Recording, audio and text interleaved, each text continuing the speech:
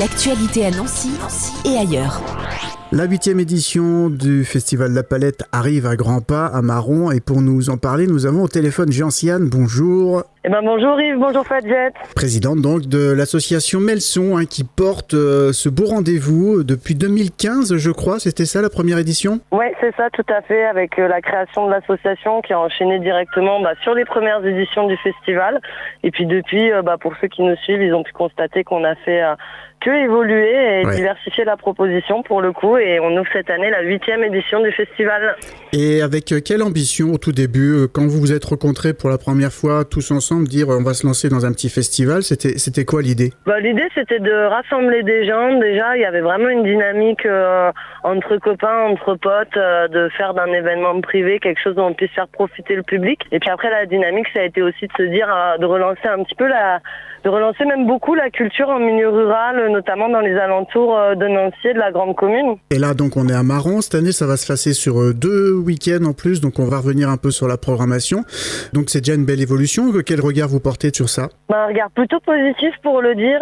Moi, pour le coup, ça fait quelques années que j'ai rejoint le projet et j'avoue que l'épanouissement ne cesse pas de grandir, j'ai envie de dire, et au même titre que les idées, puisque à chaque fois, on repart avec l'envie de faire mieux, de faire sans forcément faire plus grand, mais de permettre un meilleur accueil, permettre toujours plus d'événements, plus de gens de venir un peu s'éclater sur le terrain avec nous, dans un beau paysage, et sensibiliser aussi au maintien de ces paysages et de notre nature, quoi.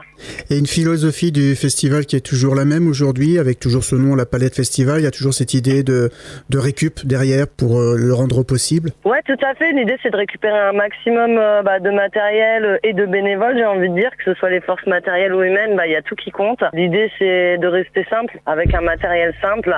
Et l'idée, c'est de permettre à tout le monde d'apprendre des choses, mais aussi de venir bien s'éclater sur le début d'ouverture de l'été. Donc ça va commencer le 16 juin avec un ciné plein air. L'idée, c'est d'ouvrir le festival avec une projection plein air. Donc on accueille les gens sur le site de Maron, donc au bord de la Moselle, qui est quand même un très joli site. Et donc de commencer par une projection sur grand écran en extérieur. C'est un film qui porte sur l'agriculture et l'histoire de l'agriculture depuis la Seconde Guerre mondiale. Donc on a plusieurs années qui passent et on voit un peu où on en est aujourd'hui, à un moment où ça nous paraît important de relancer les circuits courts, de conscientiser un peu la question de l'alimentation et de la production. C'est ouverture à partir du vendredi 16, ce sera de 20h30 à minuit 30.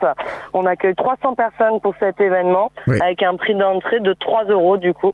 Et il y a, comme d'habitude, la buvette et la restauration qui sont proposées sur place pour permettre l'accueil optimal des visiteurs, des familles et des festivaliers. Tu nourriras le monde, l'histoire de nos plaines agricoles, un film de Nathan Pirat et Floris Schruger. C'est une nouveauté, ça, ce ciné plein air ? Alors, c'est la 2e édition qu'on met en place, le ciné plein air. À l'origine, ça a été un petit peu instigé avec l'arrivée du Covid, où il a fallu adapter le format initial du festival. Et donc, on a fait le choix de passer sur une petite multiplication des événements et de proposer des choses à plus petite échelle, mais aussi plus accessibles pour différents publics.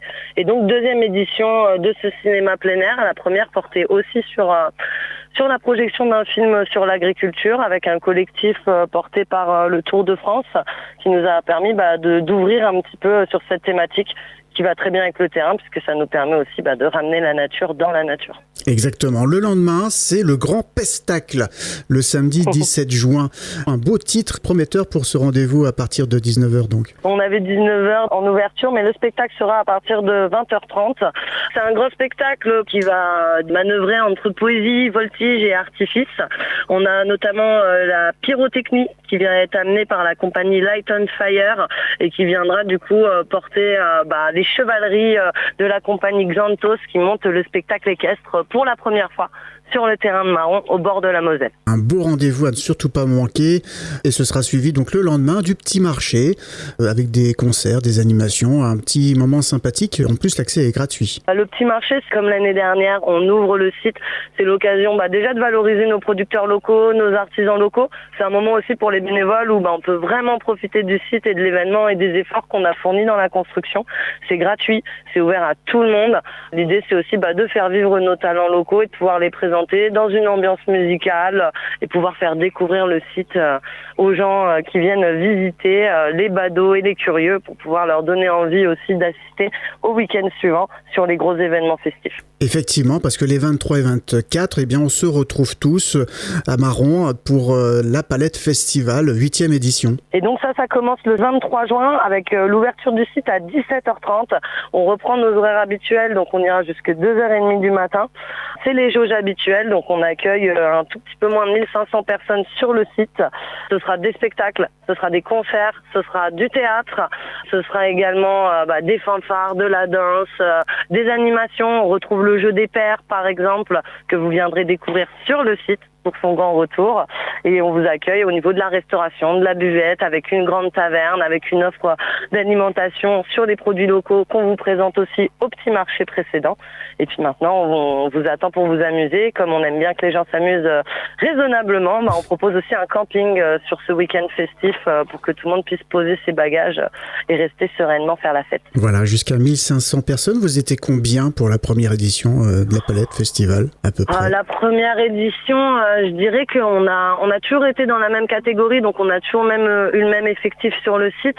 Après, c'est clair qu'on était moins nombreux sur la première édition, mais on a très très vite grandi, puisqu'à partir de la 3e, on a toujours été complet en fait. Et le point commun de tous ces festivals, dans l'ambiance, dans ce qu'on peut vivre sur place, c'est quoi? Le point commun, je dirais que c'est l'envie des gens.